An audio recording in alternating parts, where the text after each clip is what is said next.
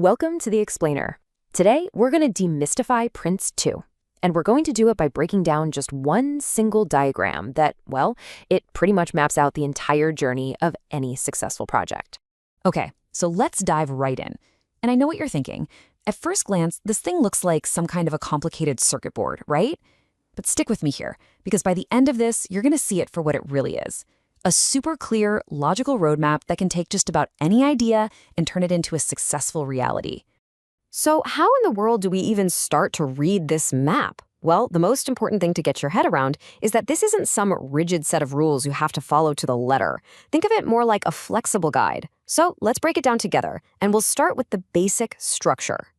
All right, to get our bearings on this map, the first thing we need to do is understand these horizontal layers. You can think of them as lanes. If you look over on the left, you'll see them labeled direction, management, and delivery.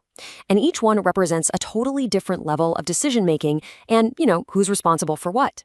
And this is where the Prince2 model is just beautiful. It separates these three layers so cleanly. Up top, you've got direction. That's the project board. The big boss is asking, why are we even doing this? Then in the middle, you have management. That's your project manager, the one figuring out, okay, how are we going to get this done? And down at the bottom, you have delivery. These are the teams on the ground, actually building the what. And this separation, this is a core strength of Prince2. Seriously, by defining these clear responsibilities from day one, you avoid a ton of confusion down the road. Okay, so every great project starts with a spark, right? A simple idea. Let's follow the map and see how Prince2 handles the super important first step. It all happens in what's called the pre-project phase. So, it all kicks off right here in the starting up a project process. An idea, which Prince2 calls a project mandate, usually comes from senior management. Now, the key thing here, and this is really important, is that we are not planning the whole project yet, not even close. This is just a quick initial check to answer one simple question. Is this idea even worth our time to plan out properly? And the main thing that comes out of this quick check is the project brief. You can think of it as a high-level summary that goes to the decision makers. Its whole purpose is to get a yes or a no on one fundamental question. Look, is this project actually worthwhile? And should we even bother investing the time to create a detailed plan for it? All right, so once the project brief gets that thumbs up, we've passed the first big checkpoint. Now we get to move into the serious, detailed planning phase. This is where we get the final green light to actually start building things. And all of that detailed planning, it happens right here in the initiating a project phase. This is where the project manager really rolls up their sleeves and does the heavy lifting to create the master plan for the entire project. Now, the single most important thing to come out of this stage is the project initiation documentation, or as everyone calls it, the PID. And you really should think of this as the project's Bible. It's the master document. It's got everything: the business case, the budget, the schedule, the risk analysis, quality standards, the whole shebang. This document becomes the single source of truth that's going to guide the project from start to finish. Okay, so with our super detailed plan approved, we finally get to enter the main part of the journey. This is the engine room of the project, right? It's that repeating cycle of building, managing, and reporting on all the progress we're making. This brings us right into the project manager's daily world, the controlling a stage process. See, Prince2 is smart. It breaks big projects down into these manageable chunks, or stages.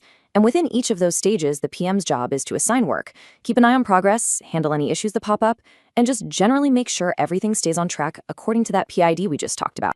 So you might be asking, how do they actually assign that work? Well, they bundle it up into what are called work packages, and then they hand them off to the delivery teams. The team leads then take over, using the managing product delivery process. This is where the magic happens, where the actual products get built. The teams do the work, and then they report back on how it's going. It's a really crystal clear handover of responsibility. Like I said, a project isn't just one long, grueling marathon. It's broken up into stages. And at the end of each one, the project manager uses the managing a stage boundary process. This is basically where they go back to the board, report on everything that was accomplished in that stage, and then present the plan for the next stage. It's a super critical control point because it gives the board a regular chance to look at everything and decide, you know what, is this project still worth the investment? This entire cycle just runs on clear communication. For your regular business as usual updates, the project manager sends out highlight reports to the board, But if the project is about to go seriously off the rails, like way over budget or past a deadline, the PM raises what's called an exception report. This is the formal alarm bell. It basically tells the board, hey, we have a problem and I need your decision on how we should proceed. It's brilliant, really, because it ensures there are no nasty surprises. All right, every good journey has to come to an end. So let's look at how Prince2 makes sure a project doesn't just, fizzle out. Instead, it closes down in a clean, organized, and really valuable way. So the closing a project process is our final formal step. And this isn't just about downing tools and walking away. Oh no, it's a structured process for formally handing over the final products, evaluating how the project performed against its original goals, and this is maybe the most important part, capturing all those lessons that will make the next project even better. This formal closure gives us a few key things. First, you get an end project report. This is where we measure our final performance against that original plan from the PID. But you know what? Maybe the most valuable thing that comes out of this is the lessons report. This is where we capture everything we learned, the good, the bad, the ugly, so the whole organization can improve and stop repeating the same mistakes over and over. And that really brings us right back to the core advantage of this whole map. Look, the Prince2 framework isn't about creating endless paperwork or bureaucracy. It's all about providing control and clarity. It makes sure you have a controlled start, a managed middle, and a clean end. It gives everyone on the team clear roles, it keeps the focus locked on the business case, and it gives you a system for managing the unexpected. When you boil it all down, it's about dramatically increasing your chances of success. It's as simple as that. So there you have it. By understanding this map, we've taken what looks like a complex process and turned it into a clear, step-by-step journey. And that is the power of Prince2. It gives you a repeatable, logical path to success. So the next time you have an ambitious idea, just ask yourself, how could a structured roadmap like this one change the outcome of your next project?